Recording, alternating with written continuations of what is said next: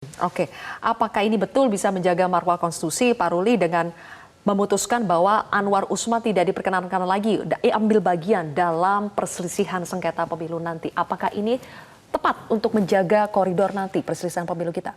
Ya, sebetulnya memang kalau kita memperhatikan dampak dari putusan ini kan yang sifatnya forward looking, itu artinya yang akan terjadi ke depan adalah ada larangan untuk Pak Ketua MK tidak boleh lagi diberikan mengadili ya, memeriksa perkara yang berkaitan dengan proses pemilu karena ada potensial konflik kepentingan. Nah, persoalannya adalah ketika hakim itu posisinya tidak boleh mengadili, kan tinggal 8.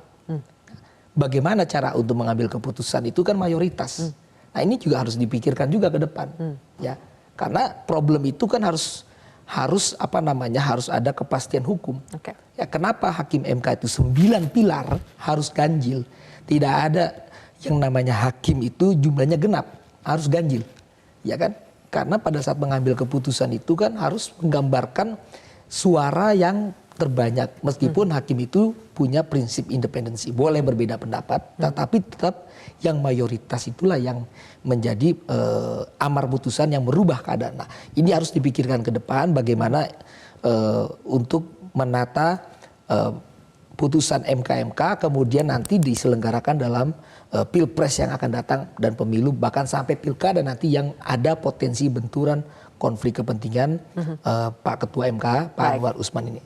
Anda sepakat dengan rekomendasi untuk merevisi peraturan MK nomor 1 tahun 2023 tentang MK meniadakan mekanisme majelis kehormatan banding atau bila sangat diperlukan diatur saja dalam undang-undang, jadi bukan diatur MK supaya tidak jeruk makan jeruk. Anda sepakat dengan itu, Pak Ruli? Ya, saya sepakat ya. Karena putusan itu kan memang harusnya 30 hari, ada makna filosofi supaya cepat mengambil keputusan dan tidak terlalu lama dan semua itu bisa clear ya terhadap masalah yang ada di dalam MK itu.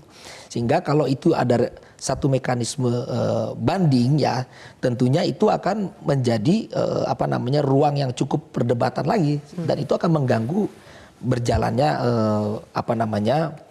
fungsi MK dalam melakukan pemeriksaan perkara, meskipun sekurang-kurangnya itu adalah 7 hakim boleh melakukan pemeriksaan pokok perkara. Nah, jadi artinya ya kalau memang itu harus dimuat dalam norma yang disebut tadi oleh rekomendasi MK ya, melalui undang-undang, saya setuju aja. Okay. Karena itu harus MK itu kan adalah lahir dari perintah undang-undang MK.